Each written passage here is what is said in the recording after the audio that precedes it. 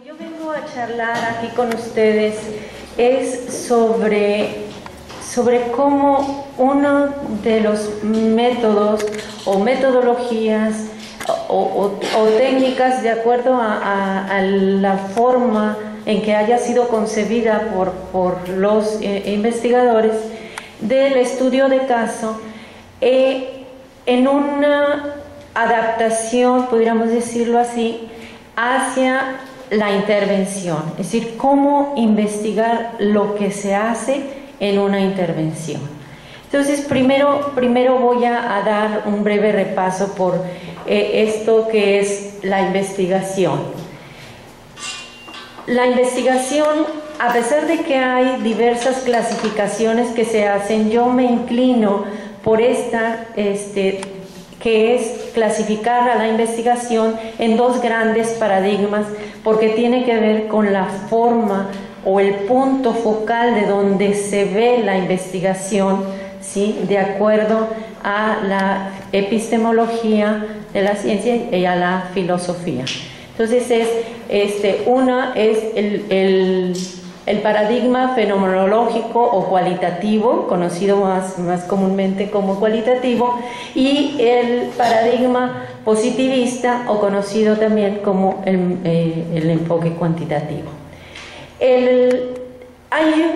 A partir de una gran diversidad y una pugna que hubo en los procesos de investigación, cuando la investigación se lleva a las ciencias sociales y en específico a la educación, hay una pugna porque se desconoce inicialmente, y estamos hablando de principios del siglo XX, se desconoce a la investigación cualitativa como investigación, ¿sí?, porque no tenía el rigor, según los investigadores y según los grupos de investigadores, no tenía el rigor científico de la investigación, porque no utilizaba el método científico, llámese el método cuantitativo.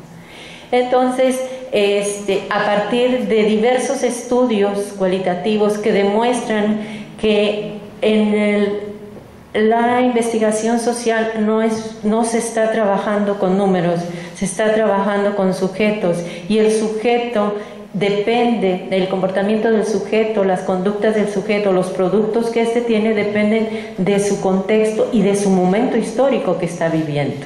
No es algo estable como poder investigar qué pasa con la lluvia, o qué pasa con el sol, o qué pasa con los cuerpos físicos, ¿verdad?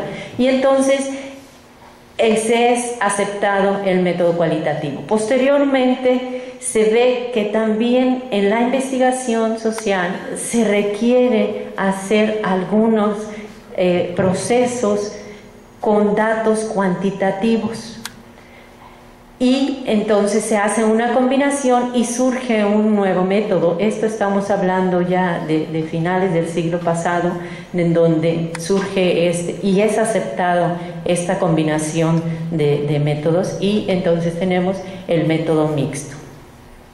El método mixto puede desarrollarse en dos procesos diferentes, o en un procedimiento que es secuencial, es decir, primeramente tenemos un procedimiento cualitativo, y ahorita lo explico, un procedimiento cuantitativo y luego un procedimiento cualitativo, y estoy hablando de un procedimiento con sus instrumentos diversos correspondientes a ese tipo de método, y que sus datos van a ser o cualitativos o cuantitativos, dependiendo de cómo se esté desarrollando. Y el otro, al contrario, empieza con un estudio cualitativo y un estudio cuantitativo. Quienes ya estuvieron aquí en la conferencia que dio la doctora Yolanda, explicó cómo es este procedimiento, ¿verdad?, de llevar de lo amplio, de lo general, de un gran número de sujetos, ¿sí?, a un caso específico, ¿verdad? Entonces, en una metodología cuantitativa nos permite ver lo amplio, lo más global, lo general, y el método cualitativo nos ayuda mucho a estudiar lo específico de un grupo de personas o de una persona. y no es generalizable porque precisamente estamos profundizando en ese sujeto o en ese grupo de sujetos. El otro es un procedimiento concurrente y aunque todavía este está en un proceso de ser aceptado por diversas comunidades científicas, sin embargo ya se está dando porque los investigadores tienen ahora una mayor libertad de utilizar métodos y utilizar instrumentos para investigar, ¿sí? Incluso hay quienes dicen, la metodología la construyes como investigador en el momento que estás investigando, ¿sí? Nada más que tienes que centrarse a los fundamentos a través de los cuales estás sustentando ese procedimiento que estás desarrollando, ¿sí? Entonces tenemos ya esos procedimientos concurrentes que estamos, a ver, tal vez algún ejemplo, estamos viendo qué está pasando en la educación en Tamaulipas ahora a partir de la implementación de la RIEP allá a 2 años de haberse instaurado. Bueno, podemos tomar datos estadísticos, ¿sí? Pero al tomar esos datos estadísticos nos pueden decir algo que nosotros como investigadores vamos a enfocar y decimos, bueno, ¿por qué en las matemáticas es donde se está presentando mayor problema? Bueno, pues me voy y hago algunos estudios. ¿Qué están haciendo los maestros que tuvieron los puntajes más altos? ¿Qué están haciendo los maestros de esos niños que tuvieron los puntajes más bajos? ¿O qué están haciendo en la escuela para propiciar que los alumnos hayan logrado algo en la escuela global? Es decir, podemos estudiar a un grupo de estudiantes o podemos estudiar a una escuela completa o a muchas escuelas, pero dependiendo de cómo. ¿Qué es lo que va a pasar? Los procedimientos que estamos haciendo. Cuando vamos a investigar entonces, ¿cómo podemos tomar la decisión de uno u otro o una combinación de ambos en el modelo mixto? ¿Sí? Primero que nada, tenemos que ver qué pasa con el problema. ¿Sí? ¿Qué pasa con el problema? ¿Desde dónde estoy viendo? Y esto creo que es importante considerarlo.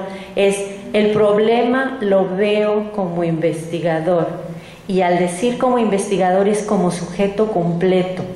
Yo estoy en un contexto, yo tengo una visión, yo tengo una formación, yo he leído, yo he estudiado, yo he participado, yo he convivido. Ese soy yo y desde ahí lo estoy viendo, ¿sí? El problema inicialmente. Después tiene que haber un proceso de irse retirando un poco de esa visión muy particular que tengo como investigador. Entonces, ¿qué es lo que tengo que hacer para poder definir ese problema? Pues tengo que identificar los factores que influencian a esa situación que estoy analizando, que se relacionan, si hay algunas variables, y no necesariamente tienen que ser variables cuantitativas, pueden ser variables cualitativas, pero eso me va a ir diciendo de qué manera, con qué paradigma puedo estudiar el problema, ¿sí? Si voy a profundizar, entonces me tendré que ir por una investigación cualitativa. Pero si voy a explorar un gran número de sujetos, de situaciones, pues entonces me utilizo el paradigma cuantitativo. Entonces el problema me ayuda a poder definir qué es el paradigma que voy a estudiar. Otra fuente de información que me permite seleccionar el paradigma es las experiencias personales. Yo tengo experiencias personales en investigación, he realizado investigación cuantitativa, pero he realizado más investigación cualitativa. ¿Cuáles son las herramientas que yo tengo cognitivas, metodológicas, conceptuales para poder abordar el problema? ¿Sí? Bueno, pues yo me decido que voy a estudiar el problema y lo voy a definir a través de una metodología cualitativa. Y entonces yo tendré que saber que tengo que organizar un marco desde el cual voy a ver ese problema, voy a analizar ese problema, ¿sí? Y también esa experiencia personal me permite recurrir a otras investigaciones, a lo que han hecho otros sobre ese problema. Otra es, y esto es muy común y a ustedes les va a pasar y les está pasando, que van a escribir para una audiencia. Ustedes no pueden, como estudiantes de la maestría, por ejemplo, ustedes no pueden seleccionar un tema, por ejemplo, un problema que no tenga que ver con el ejercicio profesional educativo. ¿Ya? ¿Por qué? Su maestría es en educación. Entonces hay un acotamiento y ustedes van a escribir para una audiencia, que son el comité de lectores, el programa educativo. Y entonces se combinan estos tres elementos y son los que permiten decir, desde aquí voy a hacer la investigación, ¿sí? Entonces, como estudiantes de maestría, probablemente después, cuando ustedes ya estén en el campo de profesional, que ya hayan obtenido su grado y que vayan a hacer investigación, ustedes pueden decir, bueno, a mí me interesó mucho la cuestión de el bullying, pero ahora no voy a estudiar el bullying en la escuela, ¿sí? Voy a estudiar el bullying desde cuáles han sido las políticas sociales y las leyes que regulan el comportamiento de los sujetos en el ámbito social, etcétera, ¿sí? Y me voy a un espacio diferente al espacio educativo escolar, ¿verdad? A las instituciones escolares. Fuera de eso, porque ya no tengo a mi comité, a mi programa educativo que me esté demandando que yo estudie algo referente a la profesión específica, al área de la educación, a la escuela, ¿sí? Otra puede ser si yo pertenezco a un grupo de investigadores, por ejemplo, yo estoy en la red de investigación, de la investigación del COMIE, yo para estar en ese equipo, yo tengo que investigar la investigación, si no, yo no pertenezco a esa red, a mí no me reciben en esa red, ¿sí? Entonces yo tengo que investigar, no me dicen qué problema, no me señalan qué problema, pero ese es un campo que tengo que estudiar, ¿sí? Entonces esos son elementos que tenemos que considerar para seleccionar el problema, y al seleccionar el problema, ¿qué paradigma vamos a utilizar? Bueno, como el tema que nos ocupa en este momento es el paradigma cualitativo, vamos a hablar un poco más profundamente de esto. ¿Cuál es el paradigma cualitativo? ¿En qué está orientado ese paradigma cualitativo? Hablamos hace un rato, es fenomenológico. ¿Qué significa? Que estudia los fenómenos sociales, no los fenómenos naturales. Estudia fenómenos sociales y por lo tanto estudia el comportamiento de los humanos, los productos sociales, las interacciones, etc., ¿sí? Entonces, eso es lo que estudia. ¿Qué hace el investigador en este paradigma? El investigador tiene forzosamente que tener contacto con los sujetos de una o de otra forma, de tal manera que puedan ser informantes de calidad. Puede hacerle una entrevista, por ejemplo, a través de los medios, pero es una entrevista. Está teniendo un contacto con el investigado, con el sujeto investigado. Pero hay otra característica. No puede ir a imponer, o no debe, para que sea realmente dentro de este paradigma, imponer ideas, imponer formas de comportamiento. Va a analizar al sujeto de una forma no intrusiva, es decir, no le afecta, y además de un modo natural. Por eso en la investigación cualitativa se habla mucho de que el proceso de interacción con el sujeto antes de iniciar la encuesta, la entrevista, la observación, es necesario hacer un rapport mucho más profundo, más amplio que con el método cuantitativo, ¿sí? Otro es inductivo, es decir, primero vamos a acercarnos a ver qué está pasando, qué están haciendo los sujetos, cómo lo están haciendo, cómo lo están pensando, y luego nos vamos organizando, sistematizando esa información y tratando de dejar a un lado, ¿sí?, haciendo todo el esfuerzo, tratando de dejar a un lado esas percepciones que nosotros teníamos a priori de lo que está sucediendo, ¿sí? No estamos diciendo que eso sea posible. Como sujetos investigadores no podemos dejar de ser nosotros mismos. Lo que sí tenemos que hacer es poner frente a nosotros claramente qué es, desde dónde lo estamos viendo el problema, ¿sí? ¿Por qué? Cuestionarnos, ¿por qué estoy interpretando eso? ¿Cómo lo interpretan los sujetos que estoy investigando? ¿Qué es lo que piensan ellos respecto a eso? ¿Sí? Y poner yo en contraposición y no imponer a ellos. Y por otro lado también es flexible. Yo inicialmente dije que iba a entrevistar a 5 sujetos que son los profesores que obtuvieron los más altos promedios y a 5 profesores que son los que obtuvieron los más bajos promedios.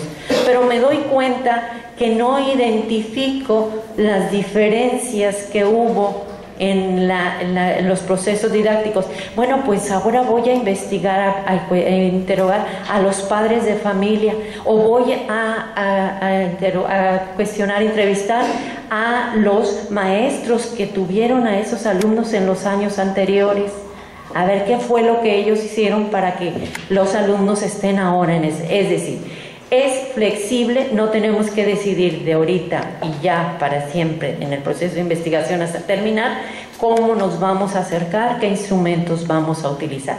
El mismo proceso sistemático que vamos realizando de organización nos va permitiendo tener la información que requerimos lo más profundamente y lo más ampliamente posible de los datos de ese problema. Y otro aspecto, otro elemento que identifica es que es holístico. No vamos a sacar de su contexto al sujeto y vamos a hablar de su contexto interpretativo, sino que tenemos que ver quién es el sujeto, en dónde está y preguntarnos por qué piensa, qué tiene que ver ese contexto con lo que piensa, ¿sí? Podemos entrevistar a un sujeto que vive en una colonia de la periferia, ¿sí?, de la misma situación a un sujeto que vive en una zona residencial, ¿sí?, por ejemplo, de la escasez del agua, y vamos a tener respuestas muy diferentes. O a lo mejor teníamos la misma respuesta, pero nos preguntamos, bueno, ¿y por qué es la misma respuesta? ¿Qué estuvo afectando ahí para que nos dé la misma respuesta? Es decir, todo nos lo vamos cuestionando y lo vamos tratando de ver de una forma holística, completa, donde todos los elementos que están alrededor de ese problema lo afectan y cómo lo afectan. Y por otro lado, bueno, es humanista, creo que esto es obvio. Estamos hablando de sujetos, estamos entrevistando a sujetos y tenemos que respetar a los sujetos desde lo que piensan hasta lo que dicen y hasta lo que nosotros decimos de lo que ellos dijeron. Y para esto hay procesos metodológicos que protegen al estudiante. Ayer que presentaban los estudiantes su proyecto decía, yo grabo a los niños en la clase, y eso es una forma muy práctica de hacer el registro de observación, ¿verdad? Y luego ya complementarlo, pero tenemos que cuidar quién va a ver ese video. Si yo estoy haciendo un registro de observación video grabado, yo tengo que cuidar a mis informantes, mucho más si son infantes. Entonces yo tengo que codificar y no presentar ese video. Por ejemplo, en la reglamentación de Estados Unidos, donde yo estudié mi doctorado y donde yo hice mi tesis doctoral, a mí me pidieron que firmaran una carta donde aceptaban que yo podía grabar a los niños, los padres de familia, el director y el supervisor. Es decir, hasta 3 niveles de autoridad con el niño, y que además yo tenía que destruir esos videos, que nadie más los iba a ver, ni siquiera el director ni el supervisor iban a ver esos videos, solamente yo como investigador. Esa es una ley, ¿sí? Aquí nosotros tenemos más flexibilidad. Sin embargo, no podemos dejar de lado eso. Entonces, ¿por qué? Porque estamos trabajando con humanos, ¿no? Bueno. ¿Cuáles son los diferentes métodos? Y así ampliamente. ¿Cuáles son los diferentes métodos del paradigma cualitativo? Tenemos diferentes métodos, incluso algunos que no están aquí. ¿Sí? Yo aquí traigo algunos: la etnografía, la investigación-acción, de la que creo ustedes son muy conocedores porque han estado trabajando con eso, la hermenéutica crítica, la teoría fundamentada o sustentada, la narrativa o historias de vida, ¿sí? La fenomenología y el que nos ocupa ahorita, el estudio de caso. No hablo muy ampliamente de ellos, vamos ahora a pasar al estudio de caso. Si me deja.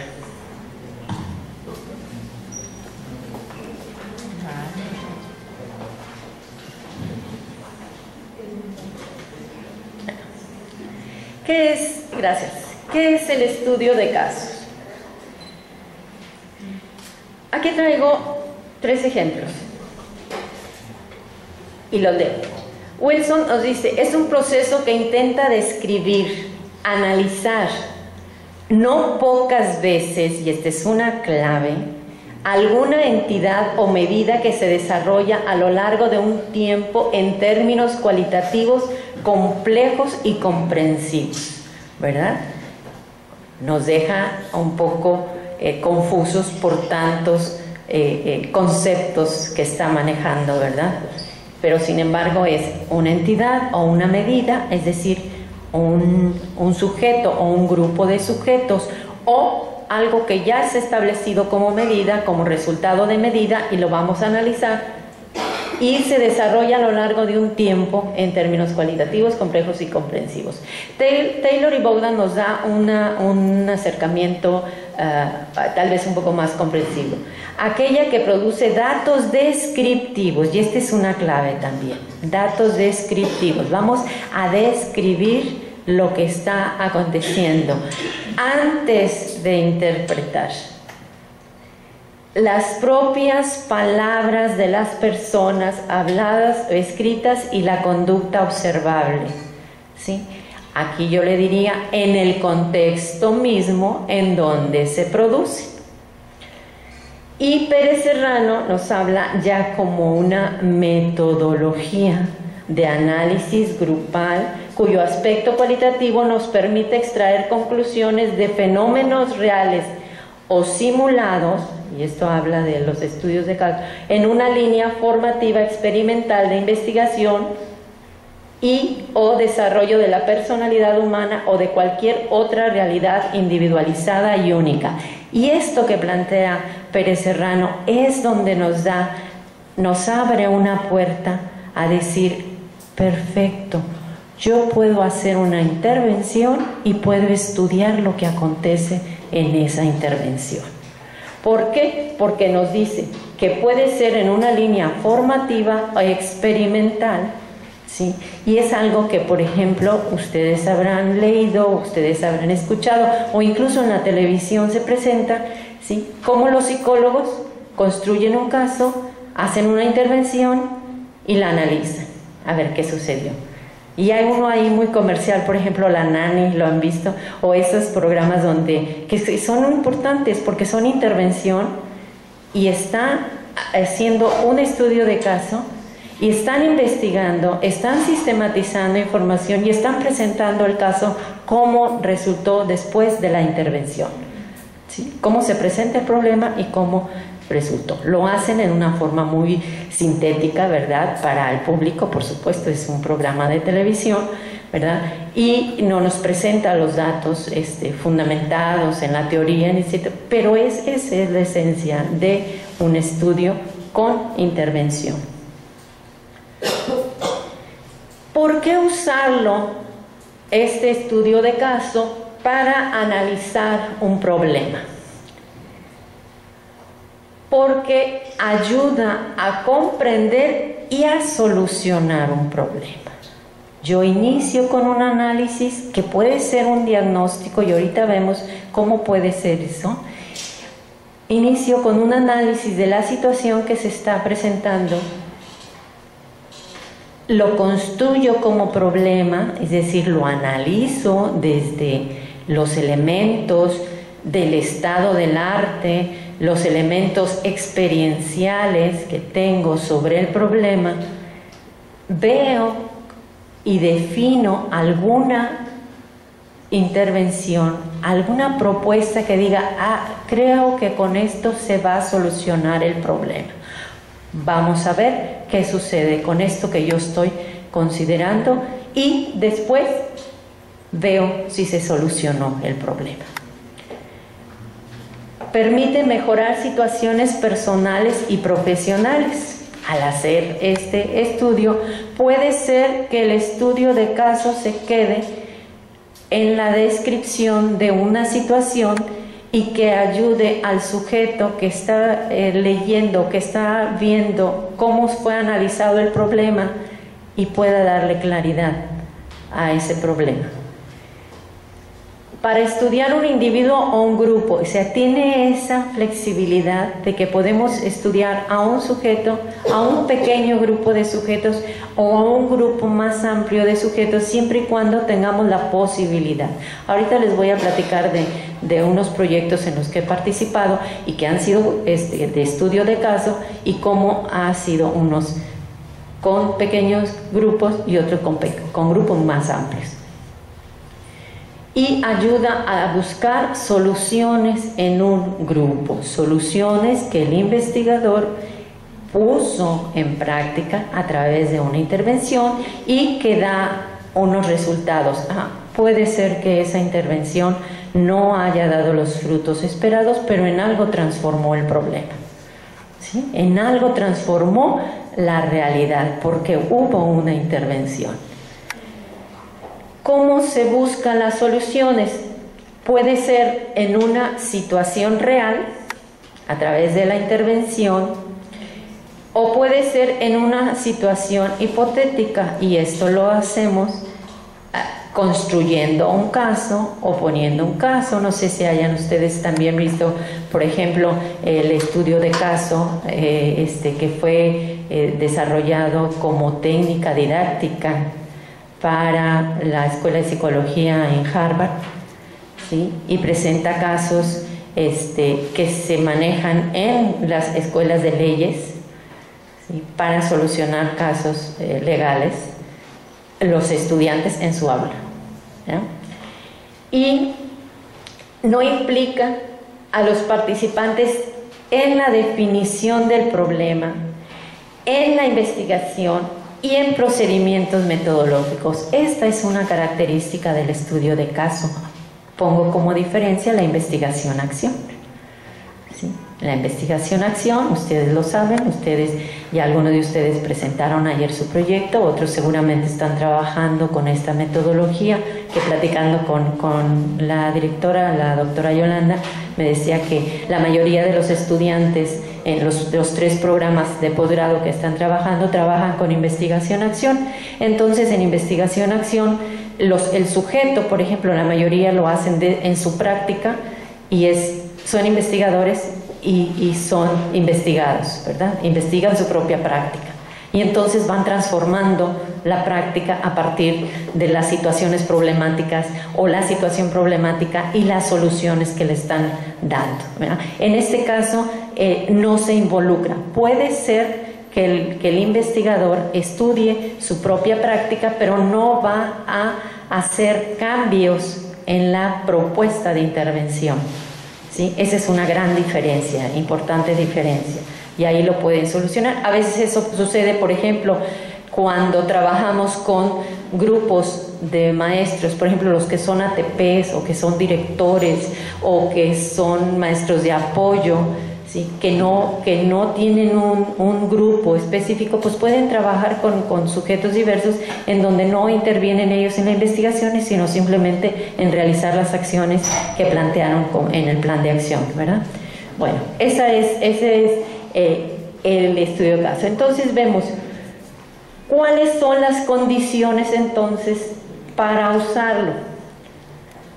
Primero, se pretenden resultados humanísticos o diferencias culturales.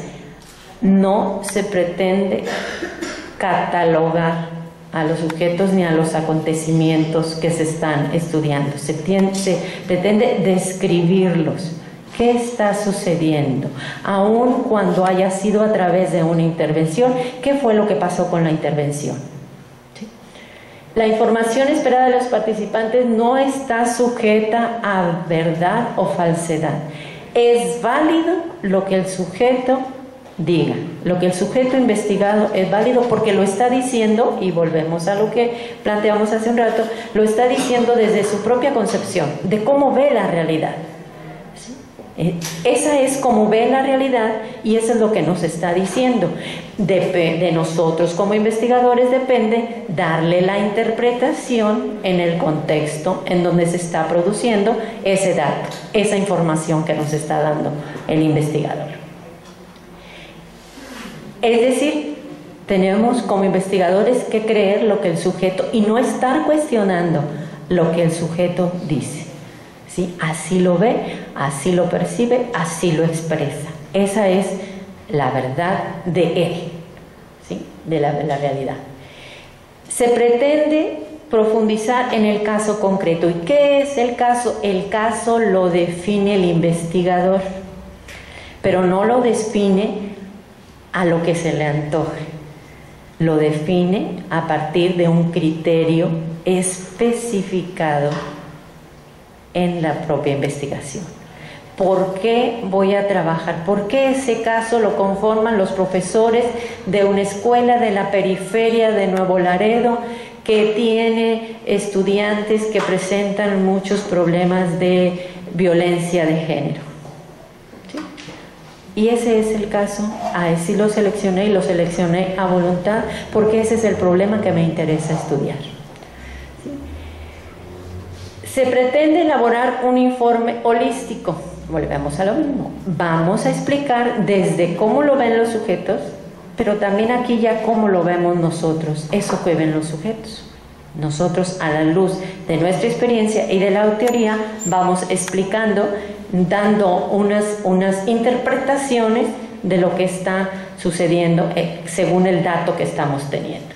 Y identifica patrones significativos.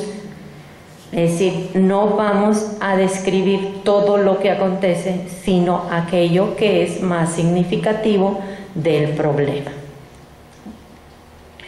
Si queremos explicarlo todo, va a ser exhaustivo y va a ser casi imposible. Si podemos trabajar con un sujeto, incluso con un sujeto, si el caso es un sujeto, habrá cosas, datos que no podamos obtener de ese sujeto. ¿Sí?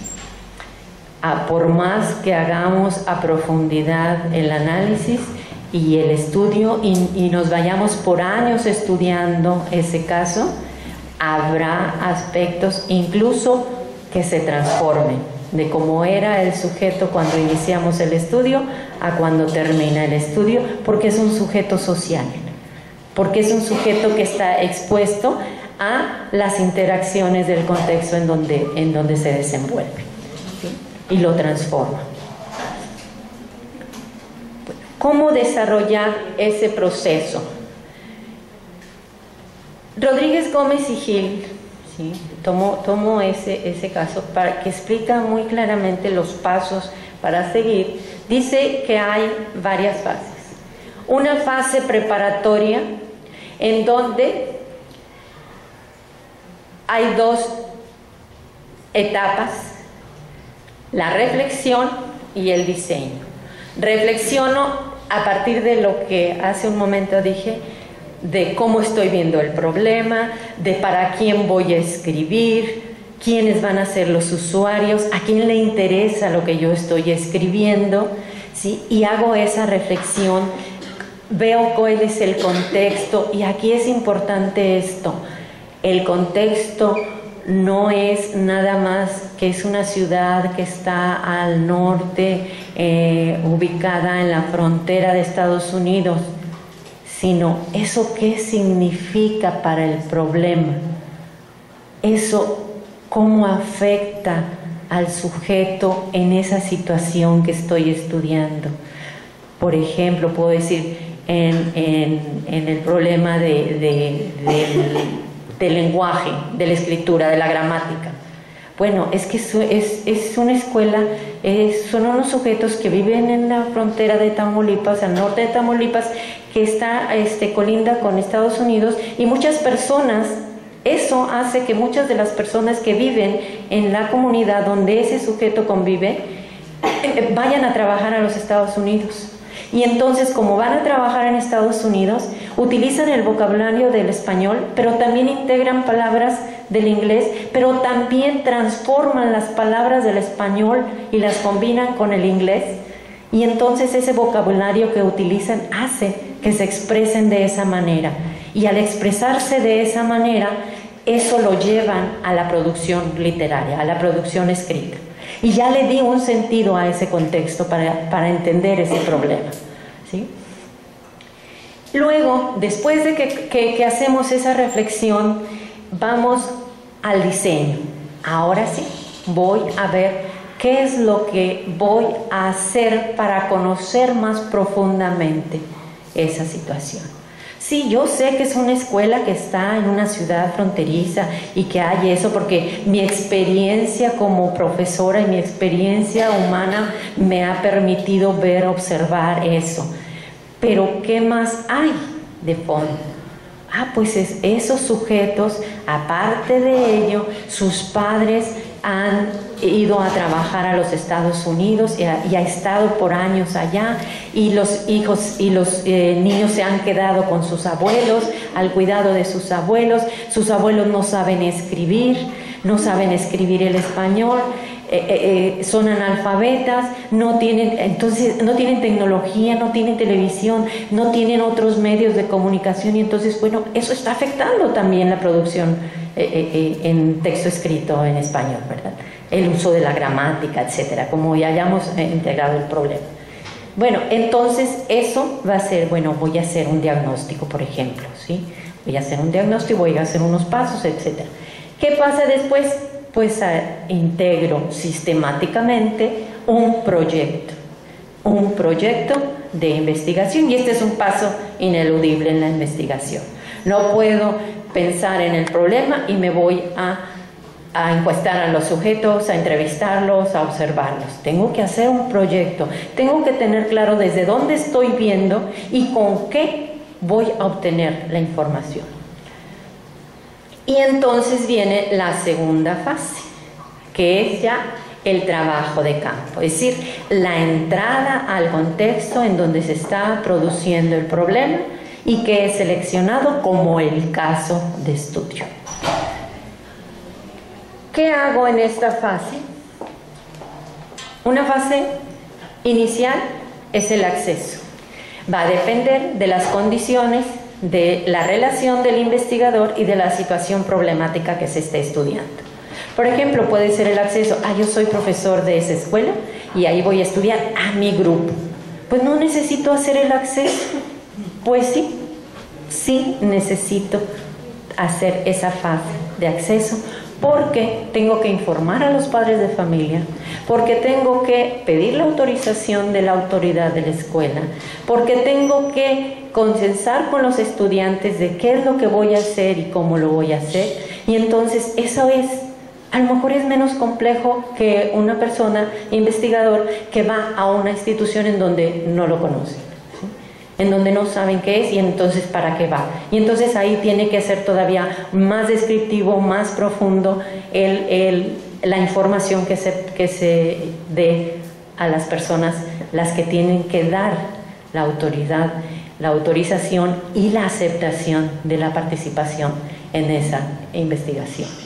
Luego viene el proceso de recogida de datos, que también implica ciertas tareas que hay que realizar y que hay que realizar profundamente.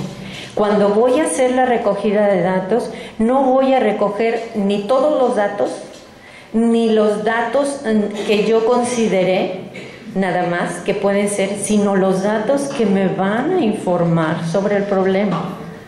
porque voy a tener contacto con los sujetos y esos sujetos van a tener disponibilidad no para 2, 3, 4, 5, 6 veces que los vaya a entrevistar, porque resulta que no le hice las preguntas adecuadas y entonces no me dio la información que necesitaba y tengo que volver a entrevistarlo. Si nosotros no lo planeamos así, no se lo dimos a conocer así, vamos a estar en problemas y vamos a llenarnos de datos que luego no nos van a servir para lo que nosotros necesitamos para poder conocer el problema. Luego, después viene la otra fase, que ya tenemos los datos, tenemos ahora una fase analítica. Si bien no es limitante el hecho de que no podamos ir por más datos, ¿sí? En la investigación cualitativa es ir.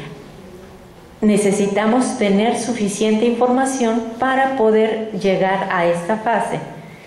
Y que aquí nos podemos dar cuenta que, lo que decía hace un rato, no me fue suficiente la información de los padres de familia, de los maestros, ahora me voy a recoger datos de los padres de familia. No me fue suficiente la información de los datos de los padres de familia, me voy ahora a recoger información de los profesores que trabajaron ya con esos alumnos. Y así me voy. Ese es un proceso. Entonces aquí, a pesar de que está con una etapa 2 y una etapa 3, puede haber ahí una movilidad de esas etapas. Es decir, puedo estar en una etapa. Lo que es importante es que no puedo pasar a la tercera etapa analítica si no tengo suficientes datos para poder iniciar el análisis. Tengo datos y hago un análisis sencillo, tal vez no muy profundo, pero me va a decir, no son suficientes los datos. ¿Sabes qué? Vuelve al campo y ahora toma datos de esos otros informantes, etc.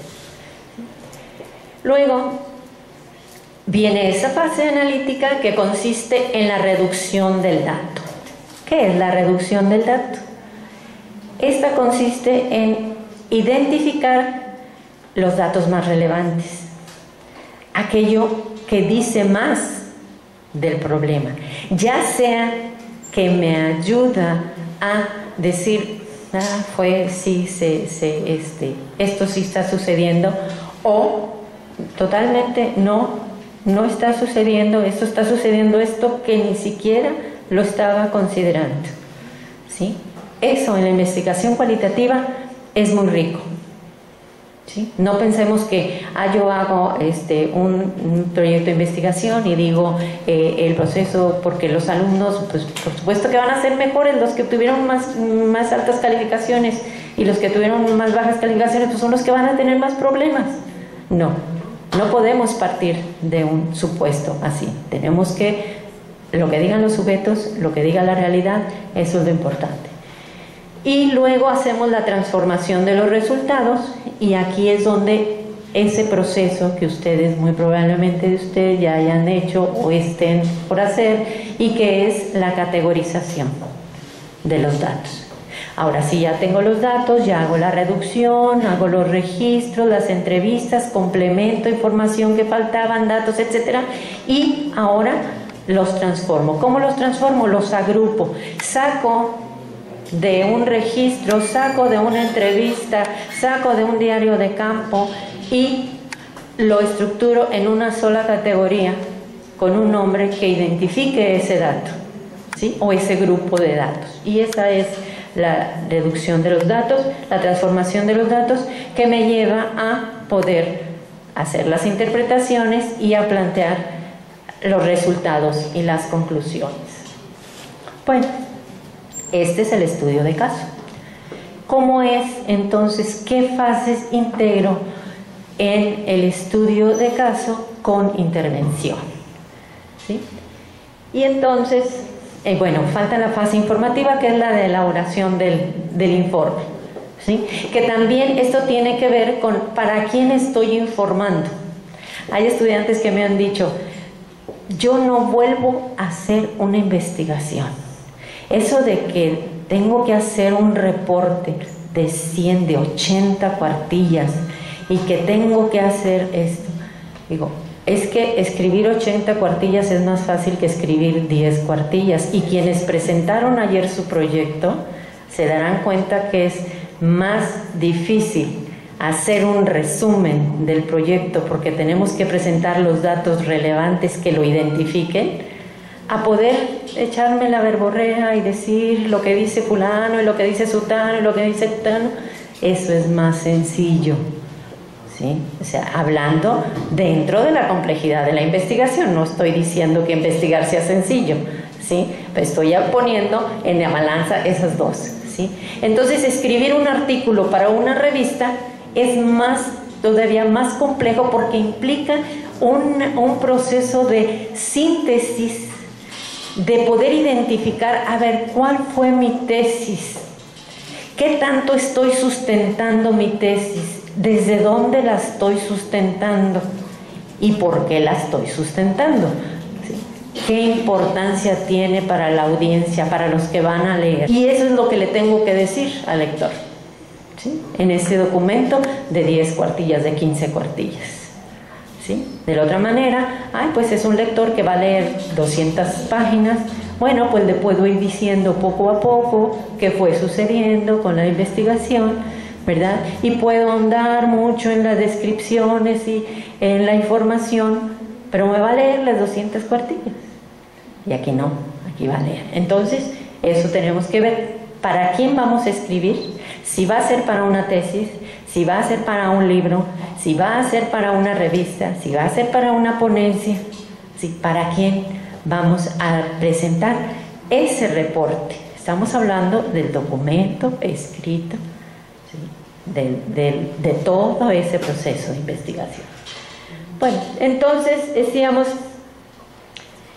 y aquí está, puede ser un documento extenso o puede ser un documento sintético, ¿sí? De eso que hablaba.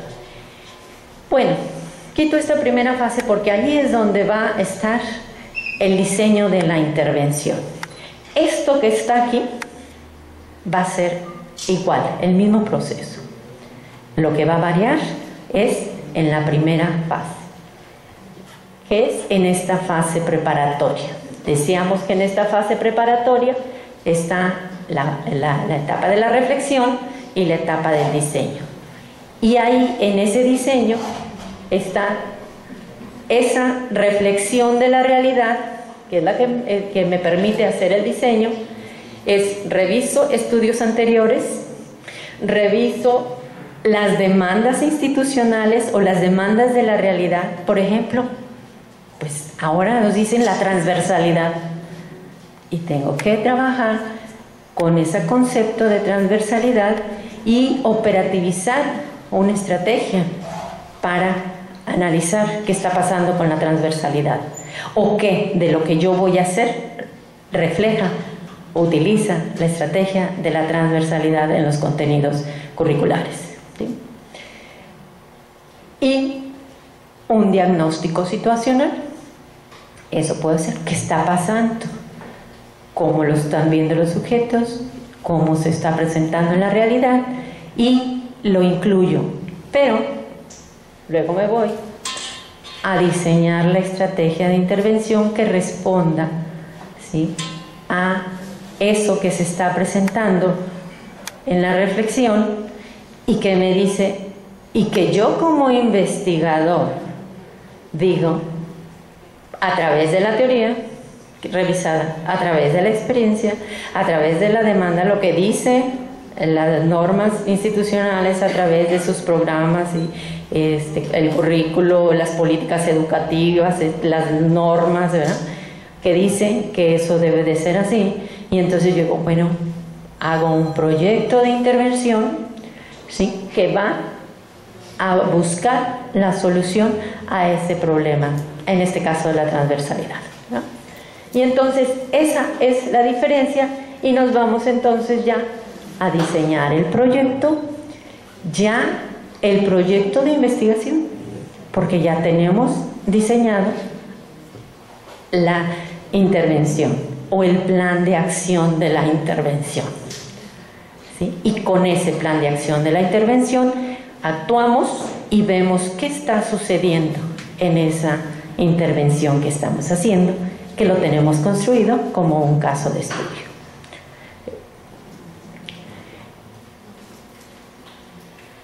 Para tratar de dar los pasos de esto, ¿qué hacemos en la fase reflexiva? Por ejemplo, identificar el tópico de interés o la pregunta, desde dónde se va a ver el problema, las fuentes que van a soportar eso. Decidimos si vamos a hacer un diagnóstico, y no tenemos necesariamente que hacer un diagnóstico para un estudio de caso. Lo podemos hacer desde nuestra propia experiencia. Yo ya me di cuenta que los alumnos que tienen a sus padres viviendo en Estados Unidos son alumnos que presentan problemas de conducta muy fuertes. Entonces voy a tratar de hacer una intervención, para ayudar a esos niños a no sentirse abandonados, a no sentirse nada. Y entonces la teoría dice que esta forma puede ayudar a los alumnos a sentirse acompañados, y ya no tengo que hacer el diagnóstico, ¿sí? Porque mi experiencia como profesional de la educación ya me demuestra y la teoría lo soporta, ¿sí? Y entonces decido qué hacer. ¿Por qué lo voy a investigar? ¿Desde dónde lo voy a investigar? ¿Con qué enfoque? ¿Con qué paradigma? Ese marco, ¿qué marco lo va a soportar? ¿Sí? Luego, en la etapa de diseño, ¿cuál estudio? Ver si ese estudio de caso es el más adecuado. A lo mejor no es el estudio de caso, a lo mejor es uno fenomenológico, a lo mejor es una investigación-acción la que requiero. Entonces, tengo que ver que realmente sea ese el que me pueda ayudar a buscar la solución al problema. Los sujetos que van a participar, las técnicas que se van a utilizar, el proyecto protocolo, que puede ser un proyecto institucional, pero puede ser también como investigadores, aunque no estemos haciendo una tesis, como investigadores hacemos un protocolo. Sí, tenemos que sistematizar lo que vamos a hacer y no podemos partir, como les decía hace un rato, de algo que estamos considerando que así puede ser y a ver qué pasa después. Y hacemos todos estos elementos, ¿verdad? Instrumentos, procedimientos de análisis de datos, delimitación, limitaciones, que muy seguramente ustedes tienen en su protocolo de investigación ya identificado lo que deben de tener. Luego, el acceso al campo, que hacemos lo que decía hace un rato, estudio oficial, estudio piloto RAPOT, probablemente se tenga que hacer, la selección de los sujetos, las tareas, ¿sí? La agenda, esto también es muy importante. Cuando decimos que vamos a establecer un compromiso con los sujetos, el compromiso es de ambos. Yo como investigador, ¿qué voy a hacer? Ellos como participantes, ¿qué es lo que van a hacer? Ellos como autoridad de los participantes en ese contexto institucional, ¿qué es lo que van a hacer? ¿A qué se comprometen? ¿Sí? Y una de las cosas que nos comprometemos como investigadores, pues primero que nada es a respetar el anonimato, a respetar a los sujetos, a respetar sus ideas, ¿sí? A no meternos en, no, fíjate que el maestro me dijo que tú como directora eras eso no es un investigador, ¿verdad? O sea, no está cumpliendo con la ética del investigador, ¿verdad? Y bueno, lo pongo como ejemplo así con un chascarrillo, pero puede suceder, ¿sí? Y la recogida de datos con las actividades, la toma de decisiones, qué vamos a hacer durante la entrevista, dónde los vamos a entrevistar, cuándo los vamos a entrevistar, etcétera, ¿sí? Luego, cómo vamos a analizar los datos, es importante, cómo vamos a analizar los datos. Y en la fase analítica es ese proceso, se sistematiza los datos a través de transcribir y complementar, reducción, transformación, etcétera, ¿verdad? Lo que ya comenté hace un rato. Bueno, elementos estructurales del informe, ¿verdad? Que por ejemplo en un elemento fundamentado y formal, y que aparte lo piden, por ejemplo, para van a publicar en una revista o van a publicar en una ponencia, que a lo mejor, o sea, que bueno, yo les recomiendo, es una experiencia muy bonita y lo podrán decir muy retroalimentador además, los que exponen, ¿sí? Se exponen, pero al exponerse aprenden, ¿sí? Y bueno, aquí les traigo unos ejemplos de unas investigaciones que he desarrollado. Les traigo una sin intervención y otra con intervención. Una investigación que ustedes pueden ver en el informe, así, bien sintético, en una revista que tal vez hayan leído, Pixelbit, es estrategias de formación de profesores para el uso didáctico de la tecnología que realizamos desde el 2010. Se publicó en el 2010, pero fue 2008-2010 el proceso. Sí, es un problema que surge a partir de que se introduce, ustedes deben haber estado trabajando, algunos de ustedes, en las escuelas primarias, cuando se introducen las tecnologías con el programa Enciclomedia en las escuelas, ¿sí? Y trabajé en 5 escuelas secundarias de Ciudad Victoria, de 5 escuelas secundarias federales. Consistió el trabajo 2 fases, una fase inicial, ¿verdad?, preparatoria, con el permiso para la entrada a las autoridades. Aquí no fue, fíjense ustedes la diferencia, no fue consensado con los sujetos que se iban a investigar, sino que fue a partir de las autoridades. Fue a partir de una invitación y fue a partir de la autorización oficial. Eso trae unas implicaciones en la investigación y eso como investigadores tenemos que considerarlo, ¿ya? Eso es interpretar el contexto desde donde los sujetos nos están diciendo lo que sucede.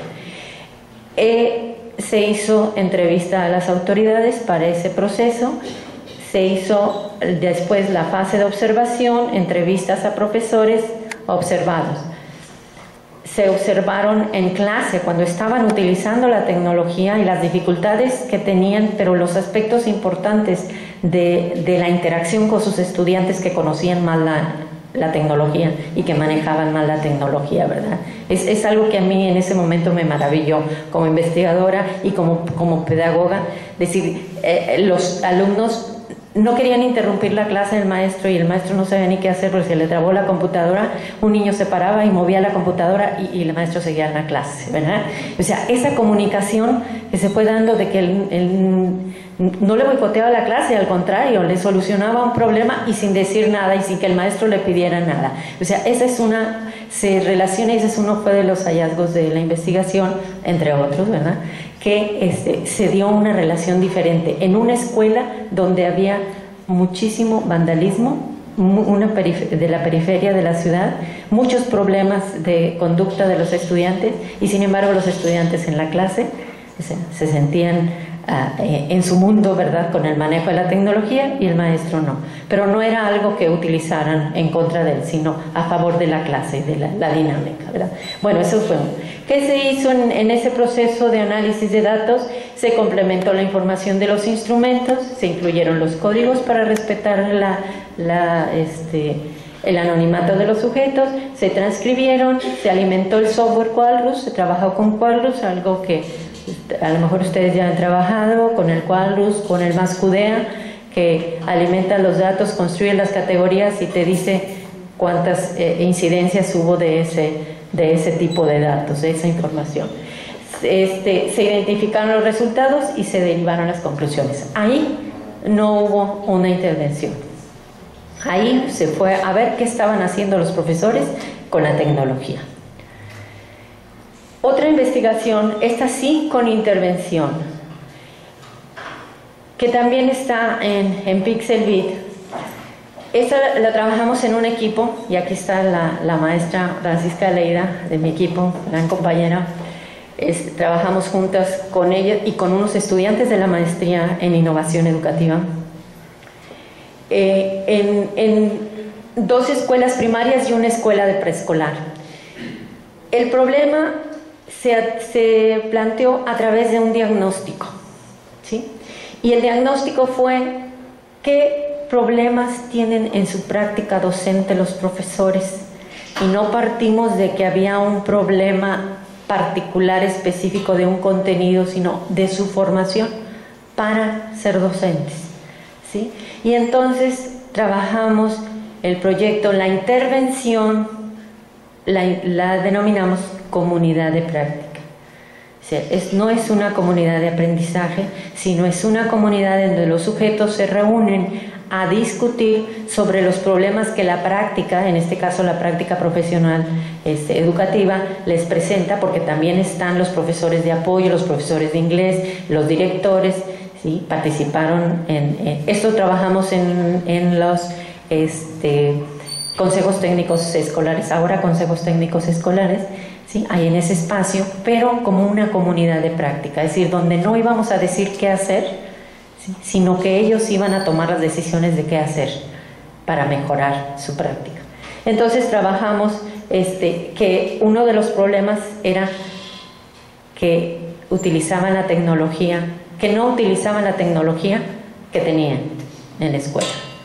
¿Sí? Tenían tecnología, tenían cañones, tenían programas, software, etcétera, pero estaban en el centro de cómputo y los profesores no iban. Entonces, a través de ese diagnóstico identificamos, y entonces los temas de discusión que desarrollamos en el proyecto fue ¿qué hacer con la tecnología? ¿Cómo le podemos hacer? ¿Qué están haciendo los que sí la están utilizando? ¿Y por qué la están utilizando? Y entonces hicimos esa fase. Se presenta el proyecto, se presenta a los profesores, se establecen los compromisos, los invitamos a participar, ¿sí? A exponer eso. Se hacen las reuniones de comunidad de práctica y después se entrevista a los profesores para profundizar en la información que dieron en esa comunidad de práctica, que son discusiones abiertas sobre esa experiencia. Posteriormente se hace lo mismo que en el proyecto anterior.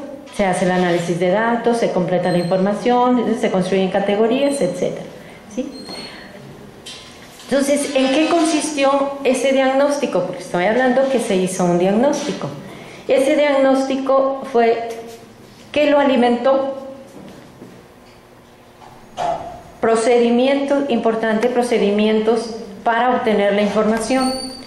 Ahí diseñamos, validamos, establecimos unos constructos y hicimos unas entrevistas con los profesores, pero también un cuestionario a directores y profesores para que supieran, para saber nosotros con qué tecnología contaban, porque a lo mejor estábamos partiendo de que ellos tenían una tecnología, pero a lo mejor no les servía, ni tenían acceso a ella, ¿verdad? Estaba ya guardada, cerrada con llave o descompuesta, no había internet, etc. Luego, con las condiciones de los sujetos, ¿sí? La identificación del sujeto, los datos del contexto, el contexto social en el que estaba integrada, por qué utilizar esos datos para poder identificar el problema, el dato del contexto escolar y el dato del contexto familiar. Por ejemplo, nos encontramos que había niños que utilizaban la internet no en la escuela, no en su casa, en un chat. ¿Verdad? Muchos niños decían, yo voy al chat, y pagaban las horas del chat para estar utilizando la tecnología que en la escuela la tenían y no la usaban, porque no tenían acceso a ella, ¿no? Bueno. Otra investigación fue el uso de TIC en la escuela mexicana. Este es un libro de una editorial española. Ese sí está, tiene costo. Está en internet, está en Amazon de Estados Unidos y Amazon de Inglaterra, de Europa. Y el problema también, fíjense de dónde surge. La identificación en la teoría, no un diagnóstico, en la teoría de los problemas que los profesores se enfrentan al formarse en el uso de las tecnologías. ¿Sí? Y en donde se desarrolló el proyecto, en una escuela primaria, solamente una escuela primaria y 4 profesores, fíjense ustedes, 4 profesores, nada más, y el directivo. Entonces se redujo tremendamente los sujetos. Sin embargo, nos da elementos, nos da información sobre lo que estaba pasando con el uso de la tecnología y podemos después continuar analizando lo que están haciendo los otros profesores, ¿verdad? Y bueno, en las fases el trabajo de campo fue el mismo. Lo que es, la diferencia fue de dónde surge el problema y dónde se construye ese caso, ¿sí? Eso es lo que traigo para comentar.